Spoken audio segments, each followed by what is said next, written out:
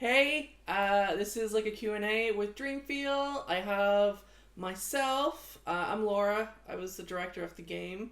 Above me, up here, it's like the Brady Bunch. We got all the different directions. Above me is Eve. Hey, Eve. Hi. What was your role in Uh, the game?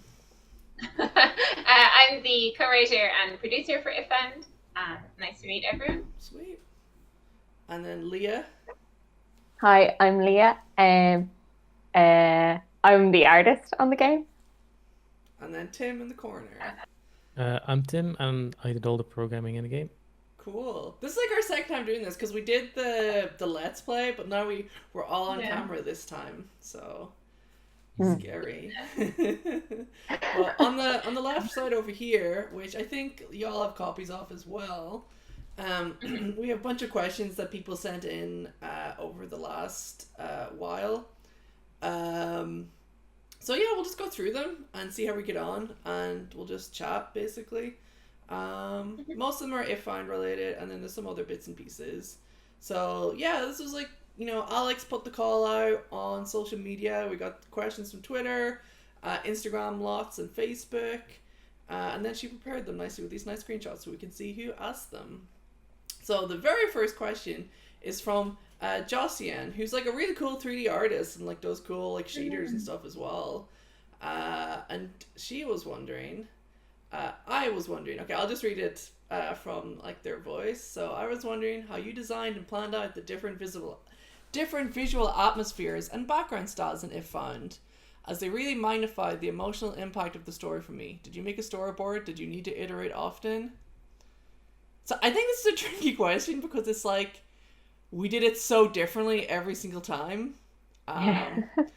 Like so some of the sections, like the space sections, they were kind of, I guess they were like semi storyboarded, and we got like art from Claire Morley who had like lots of physical things. But then, yeah, like what was your process, Leah, with like the main game? Because I know there was like back and forth between me and Eve and you, but like it was a mixture of like, okay, we had the script, then you're trying stuff out, right? Yeah, like I went through the script and did like really rough thumbnails basically. And then I showed you, and then they would kind of be developed further. But they were so rough that I don't know, it was like really loose and stuff Yeah, like it was that just with the ideas, writing. really. Yeah. So I could kind of go my own direction with the illustration, and then you could adapt the writing, or sometimes the writing would change and it would be I recontextualized. mean, also by the time we were like, doing like all the content that is in the finished game, like all of that got kind of redone from like the summer of 2019 up until release in May of Mm. 2020. There was like loads of bits and pieces that we had done like previously that we were like remixing. Um, Yeah. so it was kind of like, yeah, it was kind of always like the script came first, and then yeah, like the illustrations, and then um, generally it'd be me and Eve putting it into the game, and if we thought we needed more, we'd go back to you, or we'd be like playing Mm. around with effects and like mucking up your art basically. Yeah. It was kind of like also like going through the stash of drawings, kind of finding old things to be new. And we did more storyboards like earlier on, I would say, when we were like working out what are all the different parts of the scenes. Mm. But yeah, by the time we were like putting it in, it was just like it was more experimenting with effects that like shaders that Tim had done, like distortion and stuff, specifically for the backgrounds. Yeah. Yeah, it's I mean, also that's one thing. Sorry. sorry. I was gonna say that most of the time Leah works in black and white, so color was Mm. gonna be added later, and that kind of dictates the mood as well a lot. Um, Yeah, that's true. Yeah. Yeah, yeah. we could recolor things, which was really nice. Like that was kind of like a workflow we fell into because we had this cool way we could like change the like line color, change the background color. But then also we did have some where like there's only a few in the game, but they're really impactful. Like the house where it was just like, hey Bree, and like Bree got to like color the whole thing, was like that was awesome. Mm. Yeah. Was there something you were gonna add, Eve? Yeah, just that I think this question like interestingly picks up on the like background textures as a part of the mood of the game. And the background textures are like a wild mix of different things. Some of them are Leah's art, some of them are art by other artists who worked on the game. But they all have like loads of Tim's shaders layered over them. And that was a way, like Laura, you and I spent a lot of time going over those shaders and talking about like exactly how we wanted them to look. I mean, it was feel. almost like level design, you know, like taking like the art and like, you know, making collages and stuff. It was like basically level design. And like actually the next question from Ethan is basically that. So love to know more about the process of tying narrative to the gameplay and your art style. And that's been a chicken and egg situation for him. Like I think what they found and like kind of with Curtin and other games in the past is like kind of they come as a pair, you know. So the art style like was the game essentially, and the game was the art style. So like we knew like when we started working, Leah, like you just like wrote a little bit about the handmade style. Like we knew we wanted to do like that kind of handmade stuff, you know. I mean, what's your perspective on it? Yeah, I remember it was the brainstorming. We were both writing and drawing in notebooks, and then we were kind of looking at the layouts of those and kind of being like, "This is a cool starting point." Actually, some of my favorite ones. So they've always been tied. Some of my favorite ones were those early ones you did, like for like Stephen, where you did the whole page like layout. So it's a pity we weren't able to do more of those. But yeah, like we knew we wanted it to. Right, yeah. We knew we wanted it to be the notebook and be handmade because, like, A, it was like very distinct and different, and secondly, it just tied in with the gameplay so well. So how did we do that? I know, Eve, do you have any perspective on it? I think it kind of came together, and then it's just like you're working to emphasize or like, you know, give it nuance in different ways. I think there's a couple of like points that I remember from, and this is quite late in development, so really like all of the early stuff that you're talking about where it was like you and Leah working together to kind of prove the concepts and stuff was one part of it. But then when we started getting some of like Leah's finished pieces in, especially I really remember this for the fight scene when like Leah started coming back with these just incredible close-ups of Shams and Cassia that were like distressingly emotional, and that really dictated like, okay, we want these to hit, right? Like to really be physically present on screen and feel really like powerful. So that was then like us thinking about the gameplay and how we could show those off best. Yeah, it was like really intuitive, I guess, you know, because we have like the zooms and stuff, so it was like, how do we present each piece of art? Because yeah, if each one was just like a layer like straight in front of each other and like you erase and you erase and you erase, like it would get some tiresome, but it's like how it moves from one layer to the next kind of changes it up too. Yeah. And there was like, you know, we did like play around with other gameplay stuff, like, but like the focus was always just on the story and the art as like showing the story. So writing the script, how long it took y'all to come up with the story and the dialogue? How many different drafts? How many drafts was there, Eve? 10 million. Yeah. It was like, I think it was a really good process, the way that the script writing ended up working, at least after I came onto the project. But it was like incredibly iterative. There are like maybe up to 20 drafts of some scenes where they would just get rewritten and like repurposed, and then you would like be like, oh, like we like this dialogue, but the scene itself isn't working, so we're gonna do a different scene, but like steal some of this dialogue and put it in there or whatever. And loads of back and forth as well. Like I would write a draft and then Laura would like go over it and edit it, or Laura would write a draft and then I would read it and be like, oh, and you know, whatever, like here is my feedback. And so it was a real like loop back and forth, and it's good. You get better games when people are able to like collaborate on each other's writing. It gets stronger. Also like, you know, the game goes back to the end of 2015, you know, like the very first draft for that first demo, you know, was like a stream of consciousness that I wrote. But then even like before you came on, Eve, there was like, you know, other people helping out, you know, like Claire Brankin and stuff. So, and the story just changed like radically every single time. And like the way that it worked, it was always kind of, you know, like once you write something, like you're kind of excited and happy to have written something, and then like a week or two later you can look back on it, and we're always just asking ourselves like, did this work or was it what we wanted, you know? And Cassio being trans, you know, wasn't even part of those early drafts, and you know, Jack and Collar weren't part of those early drafts, like, or Cassio's family even, and all this stuff comes in as you're like thinking about and sitting with the story, like what's missing, and every one of those times is like basically another draft, but we didn't set out like do one draft, do second draft, do third draft. I mean, by the end we were, but yeah, there was like hundreds of thousands of words written, but I think the final script is like 15 or 20,000 or something. Yeah. Also, like, I also, yeah, go on. sorry. I also remember for the dialogue that you guys said that if you said your dialogue out loud, it would change a lot how you would write it as well, because it would just sound weird. Yeah, there was like a version where like every character was really snarky or something. Which was, you know, like probably also like a holdover of like Aiden's style or whatever. Right. But yeah, like I think like as we kind of got to know the characters more, they started to develop their own kind of like voices.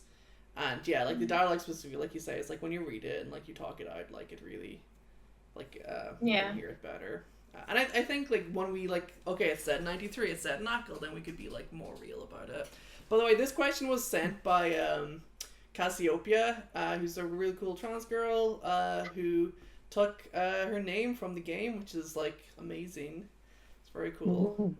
I will stop like with the rest of them because I only have like, I'll just use usernames because I shouldn't like guess. So I apologize if I previously got anyone's gender incorrect. So yeah, I'll just use like usernames basically. So Paris, Treaty of Paris asks about the music. We had a few questions about the music. So someone else was asking about the musical choices. So we had tried out a couple of composers, but it wasn't really quite working. And it wasn't what we were looking for in the game. And I previously worked with Matt. So we were getting close to release, like, or so we thought at the time. But we had you know, like 9 months before release, and Matt had some free time to do a whole soundtrack, you know, and it worked out brilliantly. Like he was great to work with, and it was just a back and forth between myself and him really, and I was sending him influences, and then he just sent music, and it was all amazing. You know, there were some times where it's like, okay, this needs more work, it's not quite right. I know I'm like really picky about drums, especially in soundtracks. It's like they can be really overpowering. And then there's like a couple spots where like the drums are audible. Like there's a really cool one. I don't think anyone's ever noticed this, but in the breakfast scene, like when Cassio wakes up in the house, like the instruments come in over the course of the song related to each of the characters. So when Colum shows up, the bass starts playing. And then when you get to to Jack, like the drums come in, which is really cool. So that was like super intentional. And yeah, at the same time we also worked with Ellie, who did like the sound effects and everything, and that was really cool. Like they're really great to work with. So yeah, it was just like, you know, and then the other point where we had drums was like the fight scene, and they're just like so impactful. But yeah, I remember like I was sending Matt like Steve Reiki kind of stuff, like Electric Counterpoint, which was like a big influence for the fight scene, and that worked out really well. But then also like he came with all his own ideas as well, so it was like a back and forth. And yeah, he's just really great at like melody and you know, sounds and everything. So the band concert, how did we do that one? Also, like there's all the licensed music. So, the band was one of the very first scenes we made. It was the first scene we made with Anaperna. And though the story was quite different at that point, you know, it was always just about expressing that one moment. Like, a lot of the other scenes are about moving the story along, you know? And so it's nice to have a scene where you're just sitting in it. And I think we put in the placeholder track. We were listening to a lot of, like, Irish music to find inspiration or maybe bands that could do the full soundtrack, and we were looking through some deep cuts. And yeah, there's 2 tracks that we used for that scene. One is High Cost of Living, which is the punk song, and then the following song, which is 80s Ramp Walk by Operating Theatre, and they're both just awesome, and like we just kept them in the whole time. So we ended up going with them. And then for the finale, we also like licensed Ensemble Eru, and that was another one where we were looking for a song to do what we wanted. We're going to like create it, but there was one existing that was just perfect. And it was just nice to have like these like actual licensed tracks in there as well, because one thing that was cool about Matt was that I was sending him stuff like Riverdance, so he was listening to Riverdance for the first time, you know? So he's like from Kentucky, and he's like reinterpreting like Irish music with a slightly like strange like distantness, and he's also coming out with like no irony, like you like an Irish composer, an Irish musician like listening to Riverdance would just be like so embarrassed, but he was like, whoa, this is cool. Oh, that's great. Yeah, so that was really neat. And the gig itself, yeah, sorry, Eve, you go on. No, I was just gonna say, I think one thing that's nice about the licensed tracks is that like 80s Ramp Walk and the High Cost of Living are not quite contemporaneous to the period, but they're close enough to it, Yeah. right? Like they're within like 10 years of when the game is set, so they feel like the kind of music that Cassio would have been listening to in that space, which is really great. And then like Ensemble Eru, on the other hand, is kind of more timeless. Like it's a very old song that's being reinterpreted by a contemporary Irish group. So it has like this kind of legacy and history to it, which plays, I think, really nicely into some of the stuff that comes into the ending. Like Salog is like doing Shanno singing, which is a really old type of Irish singing where it's kind of just all about the ornamentation of the voice, and usually it's kind of unaccompanied. And we wanted to have that because this was the ending when it's like all the future possibilities open up. We wanted to have that past, but like a version that's like, you know, not so like just looking to the future, and it's kind of like new and exciting. Yeah. How did we come up with the parallel plots? Eve. Yeah, it sort of emerges, I think, from initially the way that Leah drew Cassio, which was as the astronaut, and partially it's just like such a striking visual. Like this is like kind of looping back to that other question about like narrative and visuals and gameplay and how they intersect. And sometimes you just have a cool idea and you're like, I don't want that cool idea to not exist anymore. So how does it fit into the story? And I think there were different versions of it that we went through, but as we explored it, it was both like a way of talking about some of the stuff that's going on in a slightly more abstract way that maybe lets people get a different perspective or a different angle on it. And it's also like a really necessary like pacing breather, because some of the stuff that Cassio is going through is so hard, and then having the chance to kind of be in this more like Doctor Who, like 90s sci-fi era kind of stuff is just like fun and refreshing and like a bit of a break. And but then the way that they come together at the end, ideally and hopefully, is about like talking about possibility and talking about constructions of self and talking about like how we find space for ourselves through imaginative play and how that can help us in real life as well, I think. I think there was always... Laura, do you want to... Yeah, so there was always, you know, like the heart of the game like started with the black hole, and that was always there. And we had this like sense of scale and everything. And that was always where the game was going. And I think like the threats that Cassiopeia is kind of up against are kind of they kind of also like ties into the like, you know, the ending of the game where like Cassio kind of more and more dissociates from reality. And basically it was the solution to a problem, which is how we have all these different parts working together. And as you say, like, you know, from like a pacing point of view, it's a break. But then also from a story point of view, it was let us like dovetail in and do some other bits and pieces. So yeah, no, I was really happy with how it came together. I think there's some things we could have probably explored and explained further, but like the finale itself with Cassio, and essentially the black hole and the self-annihilation is like perfect. And yeah, there's like a cute little story between Cassiopeia and Mac, which you get to see a little bit more of later when Cassiopeia keeps coming back for Mac.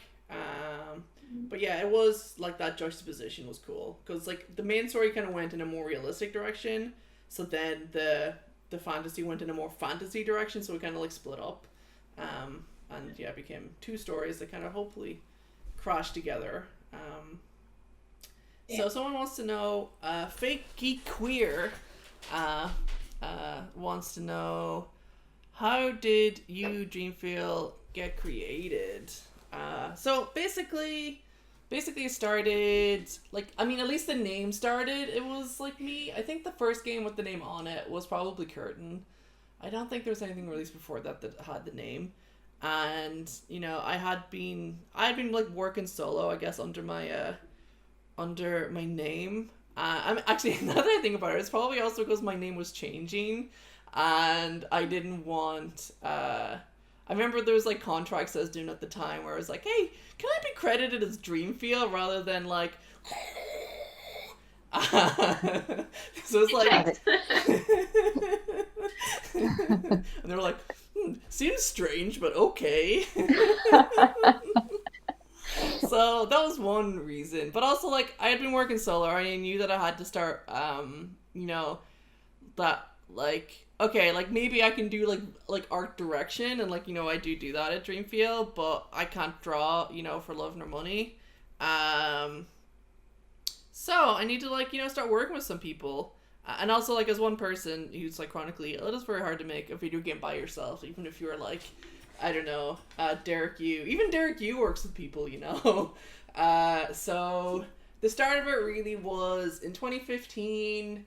Curtain had been out for a year, I guess, when I started seriously looking for people to work with. And I kind of, like, after Curtain, I was like maybe Curtain could have been sold on Steam and made a little bit of money, but it would have been really hard to make a go at it. So yeah, I was looking for someone to work with. And yeah, I worked with a couple artists, but it was when I started working with Leah, and Leah was like super chill and nice, and she didn't have any idea what she was getting herself in for. I don't know. Yeah. Like, did you? I like, do not play video games. Well, I did not back then. But like at all. I mean, I think you're like. I mean, correct me if I'm wrong. Your sister had like seen like an article about Curtain on Polygon or something, which was cool. No, my sister had played it actually. Oh, nice. That's class. And yeah, like, what did you think at the time? I mean, you probably thought this was like a month or 2 months, like, max, or what? Yeah, 6 to 8 weeks or something, and I was quite stressed because my idea of what a video game looks like, I was like, how am I going to draw everything? Yeah, I think I just wasn't committed because I was like, oh, I don't know if it's going to work. Yeah, no, but I was happy with that. Like, I was like, cool video game. I was just like, whatever that looks like. And then, like, you know, we had a couple years where we were working on projects. Like, If Found was the first one we spent like lots of time on. Actually, we went to Game City in Nottingham with like a different project. Can't believe that was so close to when we started, which was like the predecessor to If Found. But yeah, like, we were like through good times, bad times, where we had more clear direction or not, but we made If Found, like, the demo. And that, like, was really well received by events and by, like, awards and stuff. And then we started talking to Anaperna. And then, like, everyone else started joining us.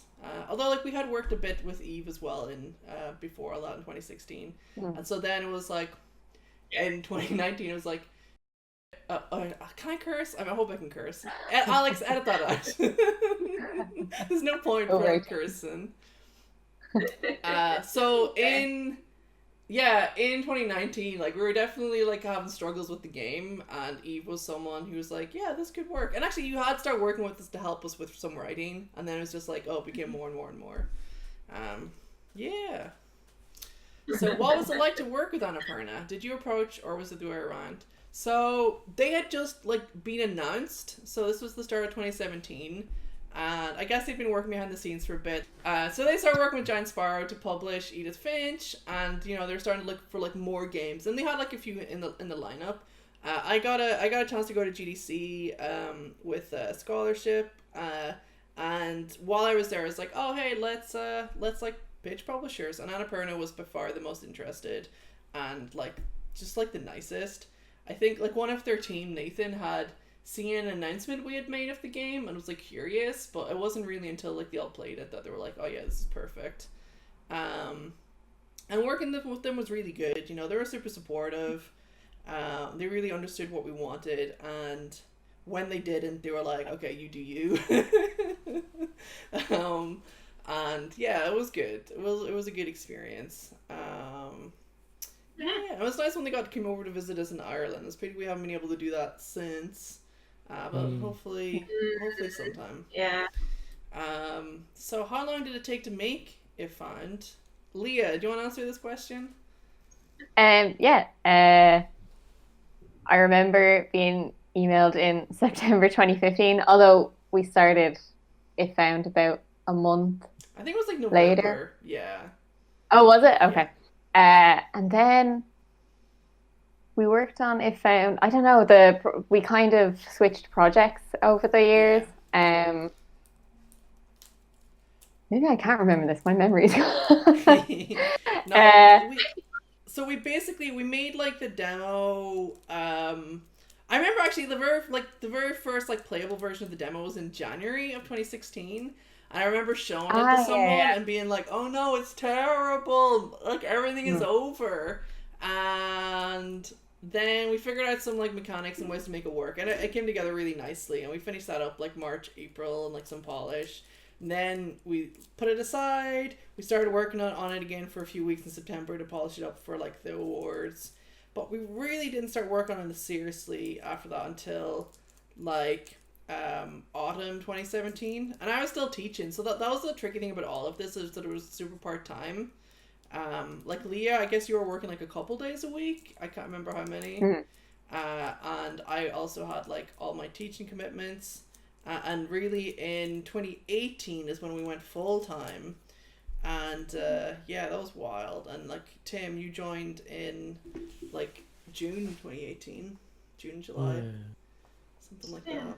So yeah, because you were doing too many things, right? Wearing too many hats. Yeah, because I was also the coder, and like yeah, literally everything. So I would say like it took like 3.5 years or something, with lots of gaps in between. Yeah. So what was the inspiration? I think we've talked about this a bunch, and like the next question is, what was the inspiration for? Basically, the next 4 questions are all, what was the inspiration? And there was no inspiration. Money. We were like, oh, what is the most lucrative game that we could possibly make? What is the biggest money spinner? I know. I mean, it's a good question. Like, did anything inspire the storyline? Like real events? And it's like, you know, and there's always the question, oh, is it autobiographical? And it's like it's not an autobiographical story, but I think like as a writer, you're always like pulling from your real life, and I think especially I think like kind of the emotional center has to be something that you've experienced at least in some way. I mean, what do you think about that question, Eve? Yeah, it's interesting, because there are a lot of touchstones from my life as well in like the little fragments of the game, like trying to get at the specifics of the West of Ireland and that kind of feeling of it. But the way that it all comes together, and sorry, so trying to say 2 things at once. The way that it all comes together is always like alchemical. So there's always like change as you write stuff, because the characters aren't you, and they go to different places than you go, and they like experience different things. And then also like we tried not just to draw on our own experience, but also we talked to different people for the game, and did interviews and stuff like that. And yeah, I think I don't know. And then like you always end up pulling on other fiction as well, right? Like you want to bring realness to it, but also you end up being touched by things and thinking like, oh, that's cool. Like that inspires me. I want to make stuff that feels like this. Yeah, like and Yeah. it's always a process. It's always a process of like figuring out what feels right, you know? Like we did want to create like a messy game that wasn't just like super like either rote or simple or like too everything's gonna be great, you know? But at the same time, because it is a fiction, it is, you know, naturally a lot more time compressed and simpler than real life. You know, like my real life wasn't as neatly structured as something like this, but you know, there's elements of my life in there for sure. You mean it didn't take place over a single month through the artificial construction of the diary? No. Wait, so you weren't an astronaut? I mean, there's only so much I can say, Tim, you know? Like, I don't know if you know that Ireland has a secret, a secret space agency. Then inspiration for the game generally. I came from, like, you know, me and Leah come from comics, and, like, zines, and I had this mechanic I was playing around with, which could, like, cut through things, and then I realized, if you only cut through, like, if you only, like, hide the topmost thing, it would look like you erased it. And so what if you could actually control what you're doing? So then that's where the eraser mechanic came from. And with the eraser mechanic and the diary, you know, like, those are the two key elements. And it's like, okay, who is this character that's erasing her diary? And, I think we had like, that was the inspiration, and we're like, oh, like, she's kind of dissociating, you know, she's having trouble with relationships. But we didn't question it, like, further. We kind of, like, started focusing on all the events that happened to her. But it's like the story really started to come together when we were, like, questioning it further, which was like, oh, actually, this is Cassio, she's trans, she's, like, struggling with her family and stuff. Rather than just, like, oh, a series of events. Which was kind of the shape the story was before then. There were nice events. But yeah, it wasn't the story that we see now. Yeah, okay, let's hop on to, like, some more random questions. PictoChat. Does everyone know what PictoChat is? No. Yeah. What's PictoChat, Leah? From what I remember, it's basically like on the Nintendo DS, you could there was a little tiny chat room, but I think only like 4 people or something could join it. But you could also, with the stylus, draw. Yeah. And I think it's developed further with the 3DS, and it's gotten more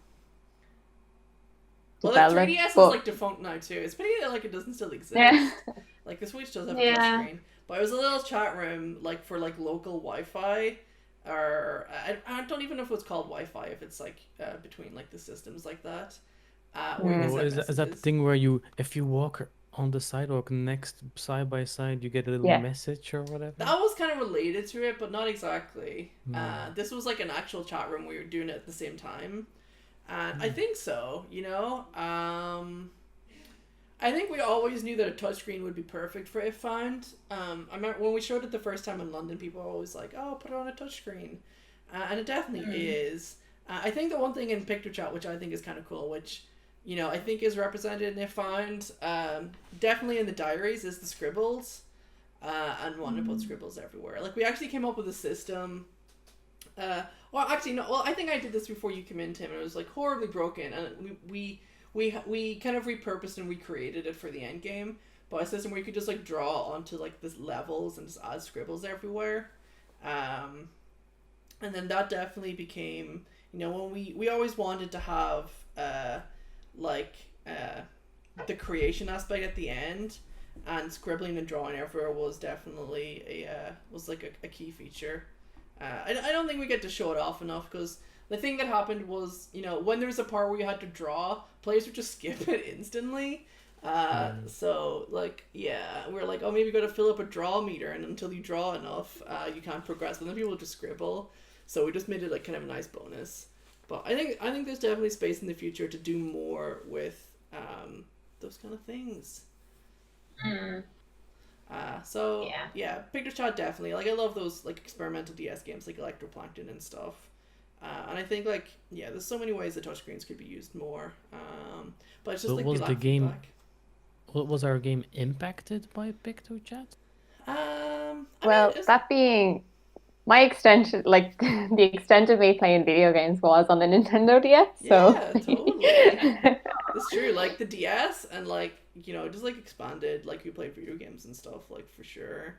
and like what video games could be, you know? Like even now, like there's so many questions. It's like, is it found a video game or not, you know? And it's like, Picture Chat's a video game. Yeah, so I think it found's a video game also. Any tips? I mean, video game, like it's like when I was at the dentist the last day and I was trying to like explain like, oh, I run a video game studio, and then I'm like, oh, there's story games or whatever, and like a video game about like Ackle Island, and it's like it's both like people who play games and people who don't play games are like, video games can only be this tiny thing, when it's like, no, there's this whole like world of possibilities. Any tips for an aspiring game dev looking to make narrative-driven games exploring complex topics? Yeah, I mean, I've been talking a bunch, so I have thoughts, but like Eve, if you want to go first. Yeah. Make games yourself and put them on the internet. Talk to other people who make games and be chill. Don't be rude. That's very important. Don't make games for free unless you are doing it for yourself. If someone else is asking you to do writing, they should be paying you. It takes ages. It is good to have a job on the side. You don't need to feel bad about having a job on the side. Like everyone I know in the games industry has worked other jobs as well, at least for some of their time. And a lot of people I know like still do kind of multiple jobs. That's just how it goes. On those sort of more like, if you want to talk about complex topics, you should. That's great. Please do more. I'm begging you. I want to play these games. Don't be afraid of being messy. Like, it's okay to be honest. You should be careful and considerate and like think about the people that you're writing about, and like think about yourself and think about these things carefully, and like consider your impulses. But you don't have to have all the answers, and it's okay to like sit with a question and be like, I have this question about life or about people and I don't know the answer, but I want to think about it. I would say it's more interesting and valuable to like explore questions rather than give answers, you know? I think like it's a trap to fall into to try and represent ideas in mechanics directly, because then you're just giving answers and you're kind of like, you know, like a sim or something. You're like, oh, if only everyone like stopped eating toast, like would save the environment or something. You know, there's like a direct link there.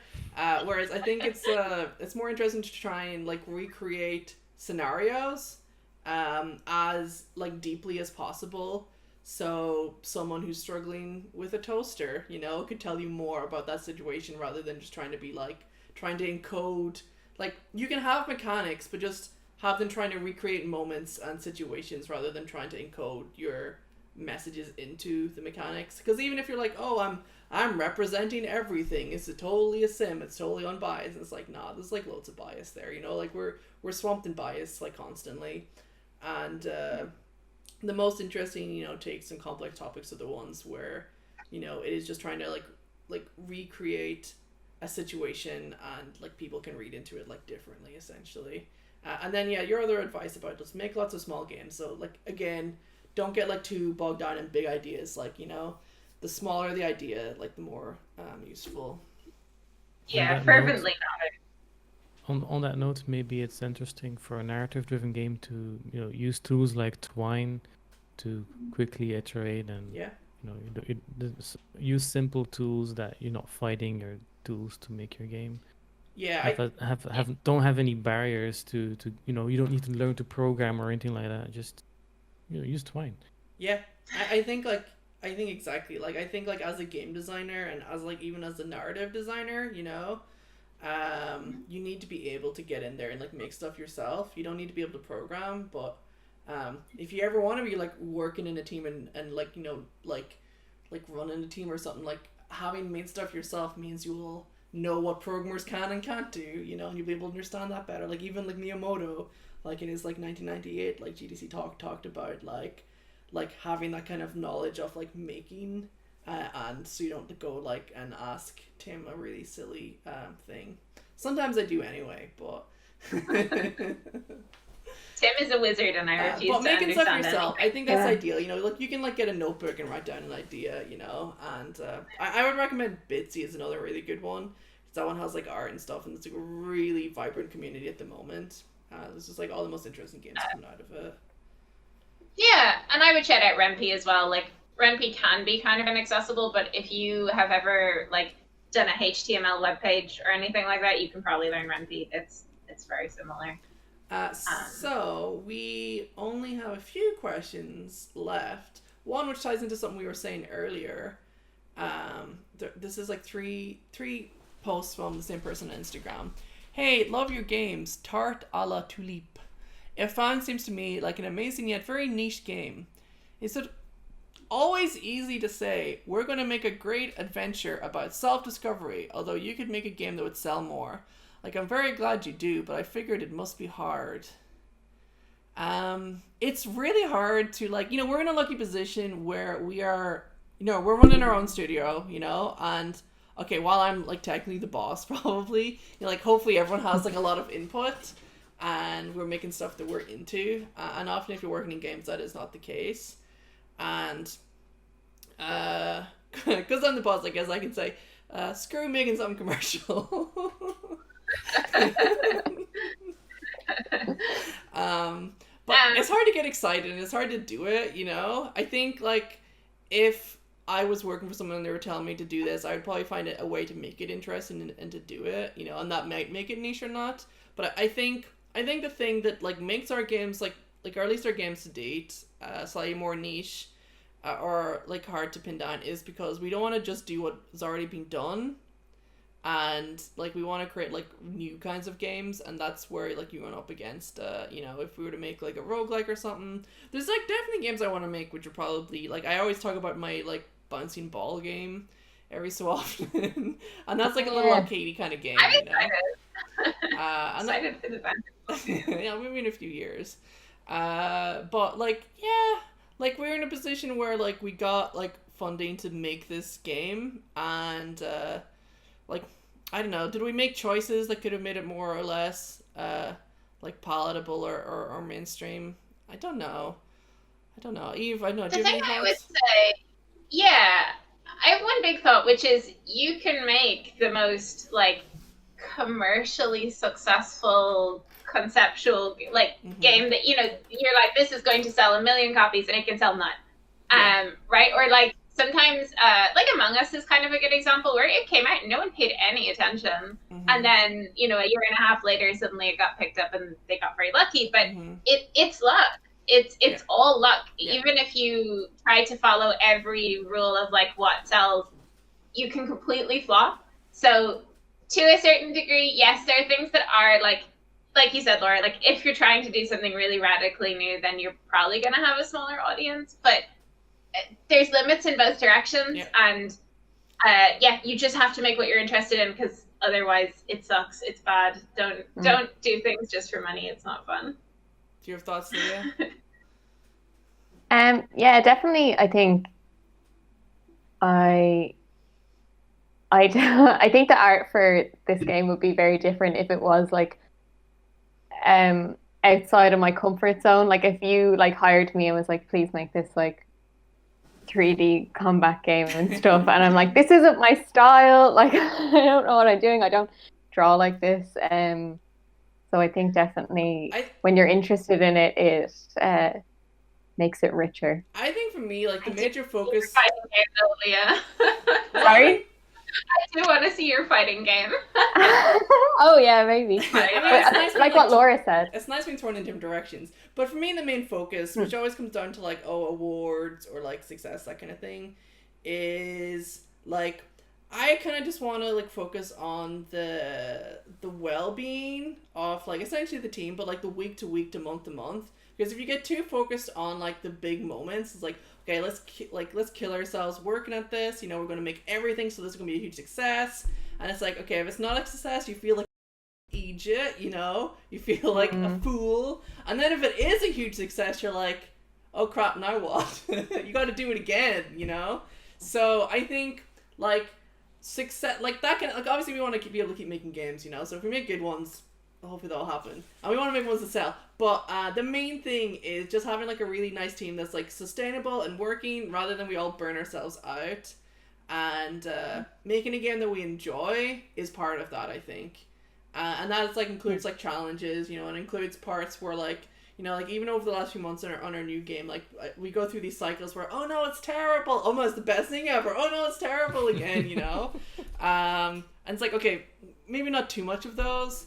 But yeah, I think it's a balance. I think like if you're like trying to set out, as Eve says, to make something which like you think everyone's gonna love, because I mean, like for example, like So much pressure. it's so much pressure. Yeah. Like there was a while where like multiplayer games, you know, like co-op multiplayer, everyone thought it was gonna be the next big thing, and then like so many indie developers made co-op multiplayer games, you know, and like that must have hurt so bad, you know, like, you know, some of them went on and made like Untitled Goose Game, and then they got awards for best like first game, even though they had previously made a co-op multiplayer game that not many people had played, but it was awesome at events, you know.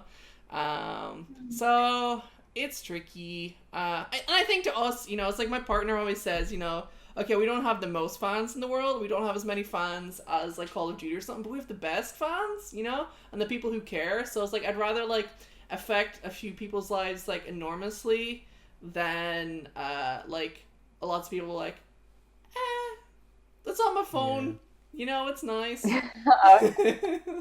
It's on my phone. So Indifference is the worst. If you make your game and Yeah. nobody cares. I think for like us, we're just gonna like keep making titles, and we'll have like a nice catalog, and people go back, play our old ones, and like each one of them will be kind of like special and different. So it's like it's a very hypothetical question. I think it's a question where like we can't really do anything else, you know. Like if we were in a position where we were trying to do what everybody else does, then we're not going to stand out in any way. You know, our publisher would be like, you know, why are we working with you? You're just like everybody else. So yeah, we just like, you know, be weird, be ourselves, and you know, try and improve the quality of life for us, because we're just people. What was a major drive for making it? So Tim, do you have any thoughts on that one? A major drive for making If Found?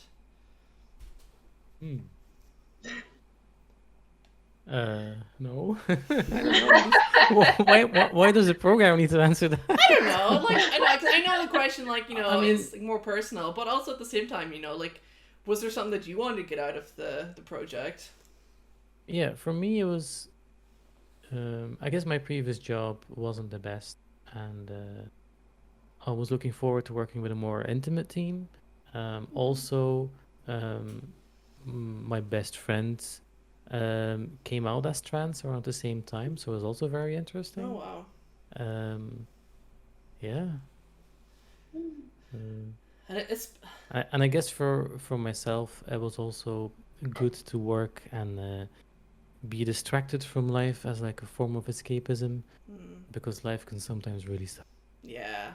I mean, that's it. Like, there's like happen, so like as much as we can, hopefully, like work doesn't have to be one of the things.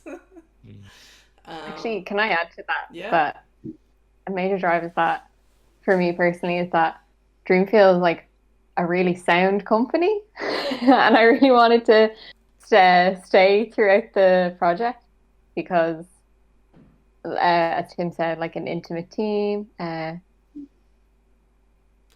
Nice. Like Eric. Laura cares, and you can feel it, like she cares, and I don't know, it's special what we have. Oh, that's good. I know, like, Leah, you've gone through points where you're like, oh no, am I going to be fired because I was sick for a day or something? Yeah, or like, there was. When the project would change and stuff, I would worry and stuff. I know. I'm like, you're used to it now, but I'm really guilty of like changing things massively every so often. But yeah, it's never like a personal thing usually. Yeah. Yeah. Okay. I like that. I'm used to it now. That's fun. Yeah. I'm like, all right, here we go. Here we go again. Eve, do you have any thoughts on, like, for you, any kind of major drives? Yeah, like I would agree with everything that has been said already. One thing that I was coming to personally was like I was doing a lot of kind of contract writing at the time when I started working on Ifbound, and it was really fun and I enjoyed doing it. But it was like in a very specific genre, in a very specific style, to a very specific standard, and getting a chance to like flex my writing muscles a bit and be like, oh, this is something that's much like more meaty and like deep, not deep in that pretentious way, but like there's more to this, and I'm going to spend more time on it and really dig into it. That was great. I mean, with that project for you, it was just like, okay, I got to create lots of stuff really quickly. Right, exactly, and no time to edit. That's really useful for us because like I am not good at producing lots of stuff quickly. But in this project, yeah, it is just sitting on it and like redoing stuff, which is good. So are we planning to make a sequel to Ifbound or a whole new one? I think we talked about, like, I don't know, like, if there's any cool indie developer, I probably shouldn't say this, but maybe, if any cool indie developers, like, we could, like, you know, like, you can make an racing game, we'll help you with the tech or whatever, you know? But I don't think we're gonna make another racing game. There is one future project that's based on a part of Ifbound we didn't really get to use. Yeah. So like a major like part of Ifbound kind of like as Leah said, is one of those things that was like in a major change. Was like, okay, this doesn't fit anymore. Like both for it's not the most important part and it's like too demanding. And so another game was born out of that. So we have a project which is kind of like a handmade, hand-drawn kind of game in the vein of Ifbound, with some very different mechanics, which is awesome. And we have a whole story, we have loads of work done for it, but we kind of put it aside because we didn't want to be pigeonholed into the diary game team. So, probably, I mean, this goes back to the commercial thing. Probably if we were smart, we were just like, oh, let's do this like simple game next, but we also wanted to challenge ourselves. So that's the closest thing to a sequel. That game that you're talking about doesn't really use Ifbound's characters, right? No, it doesn't use the characters, but it's like it uses like some of the mechanics ish. I kind of think of it as a spiritual successor because, like, because of the mechanical connection and like some of the stuff that we've talked about in terms of story is like responding a little bit to Ifbound and what we got out of that. But yeah, it'd be completely new characters and it would be like basically unrelated, but just if you played them, you might be like, oh, I can see parallel similarities here. The other part to that was also just because it was going to be like our next game, like has like gay and trans characters, but it's not really the focus. The focus is the rest of the story. I mean, so far, like that might change. You know, it does. But with that other game we're talking about, that is like a more unapologetically trans game again, which would be cool. In a way that like Ifbound was like kind of sad. This is more of like a rom-com, which would be nice to do. But we shouldn't say too much. We should make it. Because everything is subject to change. Just entire stamp over this. Everything is subject to change. But we are working on a new video game. We've been working on it since like last autumn. And, you know, as Leah said, it's gone through a few of those phases where everything gets thrown out and redone again. Even our publisher is like, this last thing was so nice, why don't you go back to that? But no, it's like, no, it's not what we wanted to do, but it's really cool now, and I think we're all happy with it. It's ambitious, and it's experimental, and it is very, very different to Ifbound, so there's more games coming. Yeah. So, final question. I thought like going through all these questions, I thought we'd have to like, you know, chit chat about other stuff more, that there wouldn't be enough questions, but like we're reaching like almost an hour, so this is like a perfect length. Thanks for doing this with me, everyone. This is so cool because like, you know, we're so used to, well, we're not recently, but like we all used to be in the office together, you know, and it's such a different vibe, and we do chat like every day, but not that much, except me and Eve because we're on call all day. So we talk, but we don't chat as much, right? Like a lot of our talk is very work focused. Yeah. It's nice to kind of have this like hangout space and like be chatting in public. In public. We never really talk about the game, you know. Like once we finish it, we're not really like. I mean, there's like things I'd like to go back and like tweak, but it's like pointless, you know, until we get to do our special edition. Okay. So has anyone gone back and played it, found, or what has it been like playing it like since finishing, whether finishing in May or finishing in October? I haven't played since October, apart from the Let's Play that we just did. And what was that like doing the Let's Play? Fun, good to go back to it. It's, I don't know, it's interesting. I feel like I still need more time. I'm like, I want to go back to it with genuinely fresh eyes, and I'm actually not there yet. Like, particularly for some reason, the music, whenever I hear the music, I'm still instantly in like QA mode. Because I spent so much time listening to the music during QA, yeah. So I need like a little pause to be like, okay, and then maybe next year I'll go back to it, and then it will feel like something I didn't make anymore, and it'll be, I think that will be really exciting.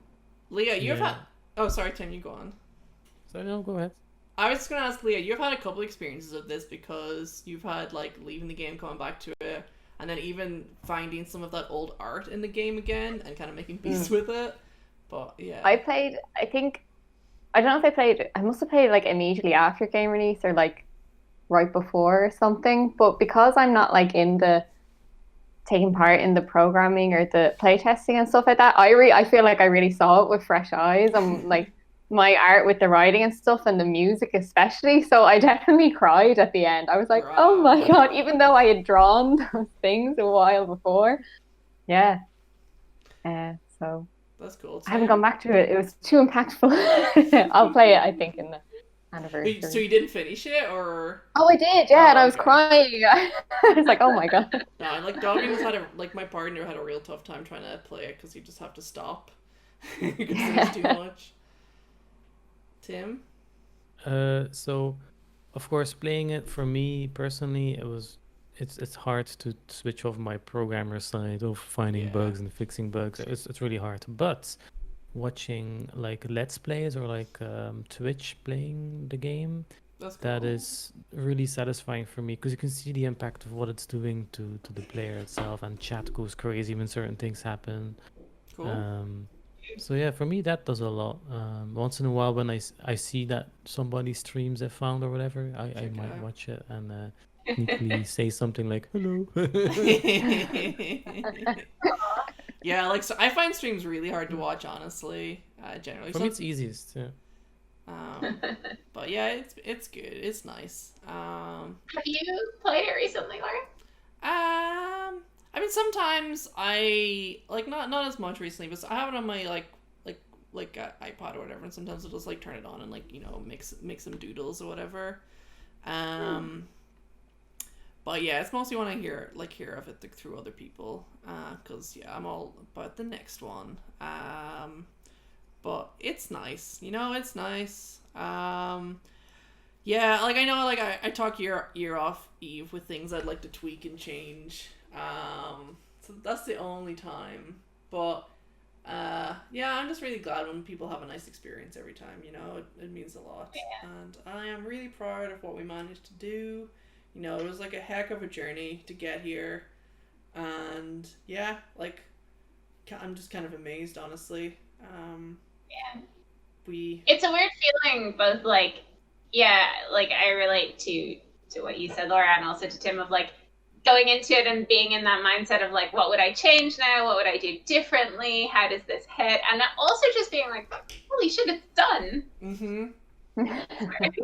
It's like, I mean, like the game, it is, like I say this all the time, but it's like the result of the time that goes into it, you know? And like you know, like maybe this scene's dialogue is written like this because I woke up on the wrong side of the bed one morning, you know? It's like, it's just a culmination of all of this time. So it's like, looking at the game is like looking at like at least like the last 3 years of development from 2018, you know? I think 2018 was a hard year, and 2019 and 20 was tough, but like a bit easier.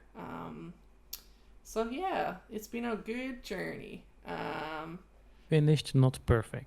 So I knew If Found was initially more episodic while in development, Does this mean the game used to have longer and different storyline from the full released version?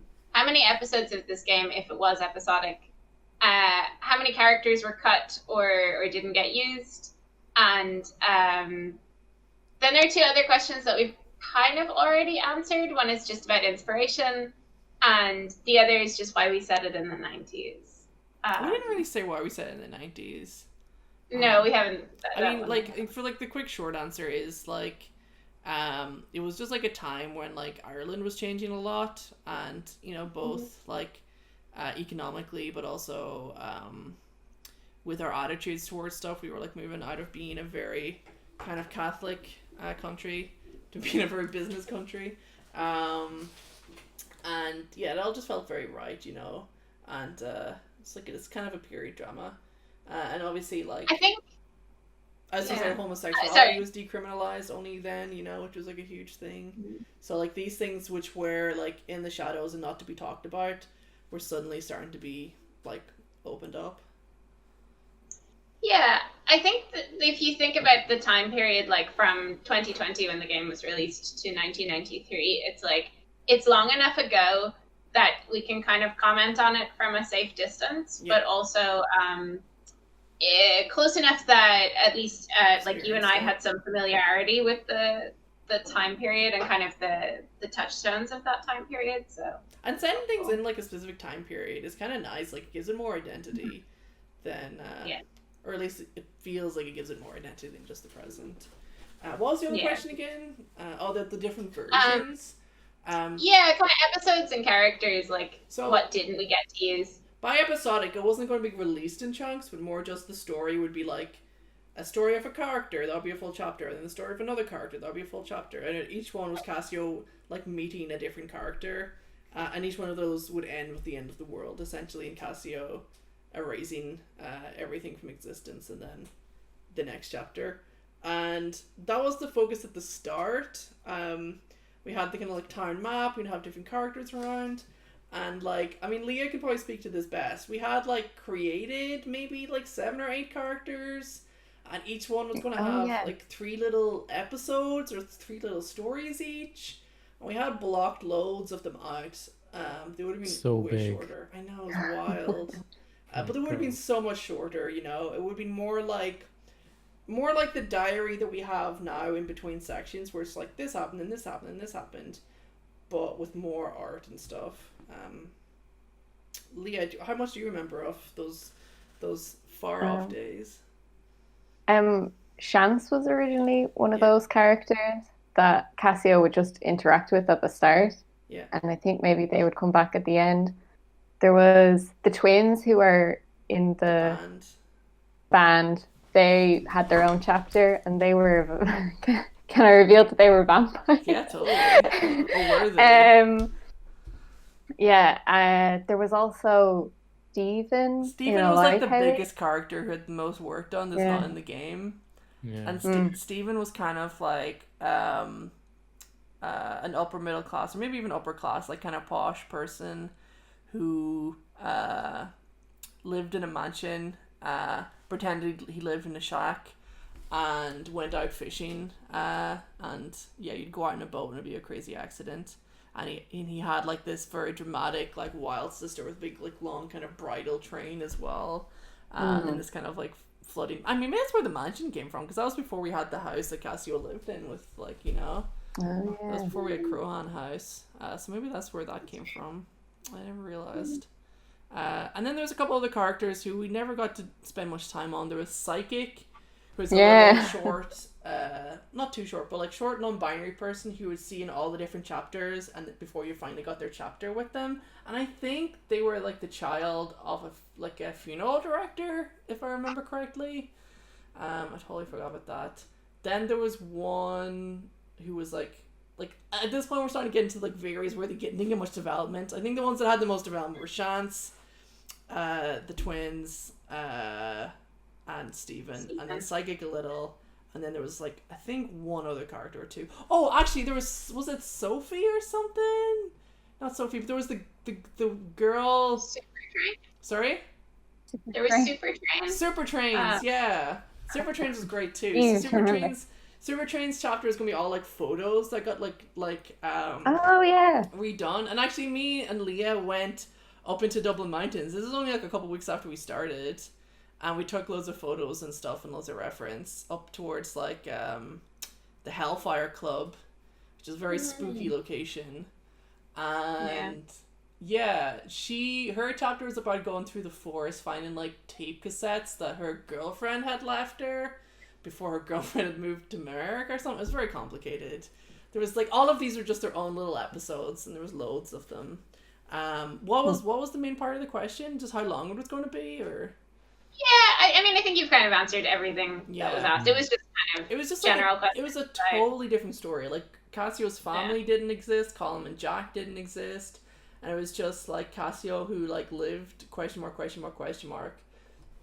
Meeting each of these characters. Chance had Chance's family existed a little bit, but he had an only dad, and his dad was kind of grumpy. And as we like developed Chance's character, that didn't really make sense. So Chance's family started, becoming more real. So like this kind of really represents the changes that a video game goes through. At least one was like such a long gestation time as it found. And it was like a process of figuring out what was the important parts. Speaking of kind of like spiritual successor stuff, I do think that idea of like just this game where you're meeting these different people and like you get kind of interconnected stories, but they're also separate is a fun one. Like I'd love to get back to that at some point. There's so many games would be nice to do. Yeah, hopefully in the future. Maybe after this one we can have multiple teams or something. We'll see. We'll see. All right. Yeah, I think we answered loads of questions, and it was really fun. Thanks everyone for sending them on.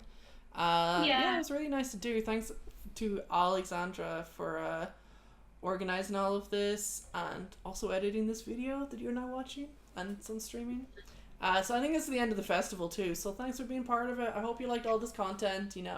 And this really comes back to like like we're doing this because it's like a fun thing to do, and like we all enjoy doing it hopefully. So yeah, we're doing it for you folks. So thanks for being interested in the game. If you haven't played it, I hope you go play it. And if you have played it, I hope you tell all your friends. And if all your friends have played it, I hope you tell all their friends. And send the whole world. Yes. That's the trans agenda. So sweet. Anyone got any last words, Eve? No, thank you so much. I feel like if this is a podcast, what we say is like, and where can people find you? Yeah, God. Dreamfeel X is our Twitter account. Yeah. You can follow us there. Alex runs it. She's amazing. She does like all our social stuff and posts lots of art and stuff. And it's good and chill. You should follow it. Some of us have personal Twitters. You can find those if you try. Yeah, fair. Good luck. Yeah, like Dreamfeel X is the place to be. Yeah, you guys like Leah's got a really great Instagram with all of her own art as well, and that's under LIADDH. But yeah, Dreamfeel X is for all the Dreamfeel stuff on Instagram. Yeah, we're on Instagram as well. Yeah. Yep. Yes, that's right. Sweet. All right, take it easy. Hope you all have a nice day. Thanks for joining us. Bye. Thank you. Bye.